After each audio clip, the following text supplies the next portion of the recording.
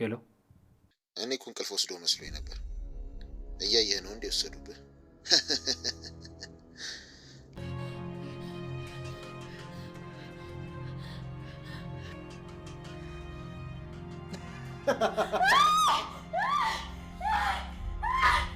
አቺ እስኪ ዝም በይ።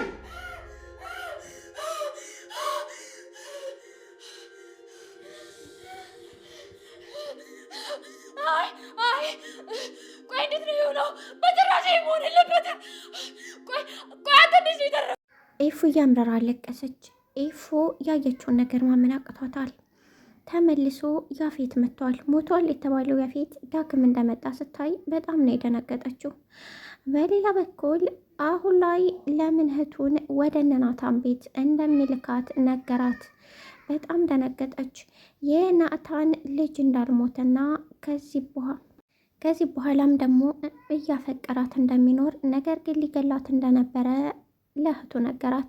ሰላም ቻናል ቤተሰቦች፣ ቻናል ላይክ ሰብስክራይብ በማድረግ ቤተሰብ ስለምታደርጉኝ ከልብ እያመሰገንኩኝ፣ አዳዲስ የሆናችሁ ላይክ ሰብስክራይብ በማድረግ ቤተሰብ ይሁኑ። በስተመጨረሻ ያፌት ተመልሶ ወደ ኤፍራታ ተመልሷል። ኤፉን እንዴት እንደወሰዳት በማይታወቅ ክላሷ ቁጭ ብላ ባለችበት ታይም ነበር ናታን ከአቤል ጋራ ሌላ ቦታ ሲያወራ ተነስቶ የሄደው። በስተመጨረሻ ናታን ሁሉንም ነገር ናታን ያፌት እንደጠፋ ባወቀበት ቅጽበት በጣም ተናደደ። አቤልን አንተ ማትረባ ነህ፣ ምን ነው ገለው ቢሆን አለው። ኤፍራታ ያየችውን ነገር ማመን አቅቷት እጁን እንዲሁም ፊቱን መዳበሷን ቀጥላለች። ህልም መስሏታል። ከዚህ በፊት ልጇ በያፌት ስም ነው የጠራችው እና በዛ ቅጽበት ነበረ። አሁን ላይ አይምሮዋ በጣም ጥሩ አልነበረም። በዚያ ምክንያት ተመልሶ ቅዠት ይሆናል ብላ አስባ ነበር።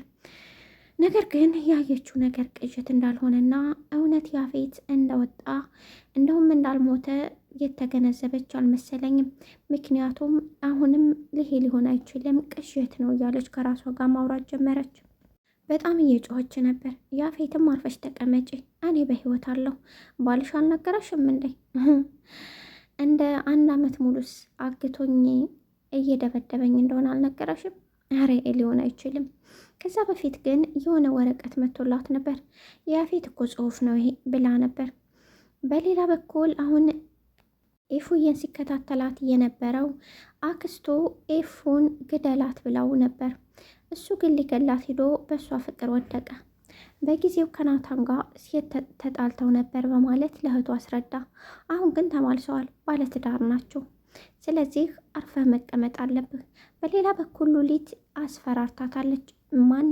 ማንን እንደሚከታተልና እንዲሁም ለምን የእሱ እህት እንደሆነች እብድ መስላ በፎቶ አሳይታታለች። በዛ ምክንያት ነበር አንተ ታስጨርሰኛለህ፣ ከዚህ በኋላ እዛ ቤት መሄድ አልፈልግም፣ ምን አይነት ቤተሰብ ውስጥ ነው ያስገባኸኝ፣ በጣም ይገርማል በማለት ነበር የነገረችው። እሱም ከዚህ በኋላ ወደ መጣሁበት እሄዳለሁ፣ እኔ ወደዚህ የመጣሁት አንተን ብዬ ነው፣ አንተ ደግሞ ሊገባህ አልቻለም። እማይሆን ሴት አፍቅረህ ስትከተል ነበር። ከዚህ በኋላ እኔ ህይወቴን ማጣት አልፈልግም። ወደዚህ የመጣሁት ወንድሜ አንተን ብዬ ነው፣ አንተን። ስለዚህ ከዚህ በኋላ ወደ መጣሁበት እሄዳለሁ ብላ ካለችው በኋላ ነበር አክስቴ እንዲገላት አዛኝ ነበር። እኔም ልገላት አልቻልኩም። ስለዚህ ልጇን የገደላችሁት እናንተ ናችሁ ማለት ነው። ያቺ አረመኔ አክስቴ ናት የገደለችው ማለት ነው አለችው።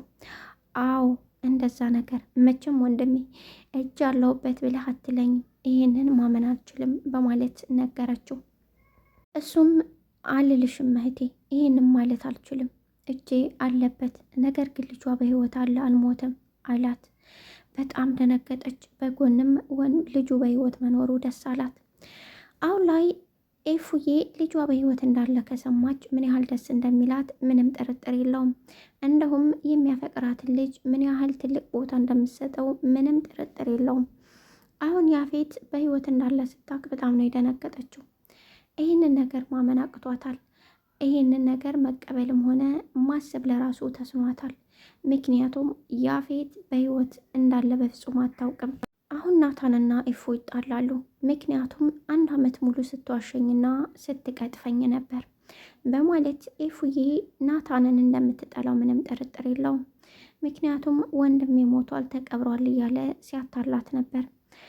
ናታን ግን የደበቃት ምክንያት በልጇ ሞት ምክንያት በጣም ስለተሰበረች ዳግም እሱን እንዳታስታውስና በጣም እንዳትጎዳ ብሎ አስቦ ነው። ነገር ግን አሁን ላይ ኤፉ በጣም ተናዳለች። እንዴት ይህንን ይደብቀኛል ብላለች። በሌላ በኩል ከህመሟ ተሽሏታል። የወሰደችው መድኃኒት ሐኪሞች ቶሎ ባይደርስና ኖሮ ይገላታል።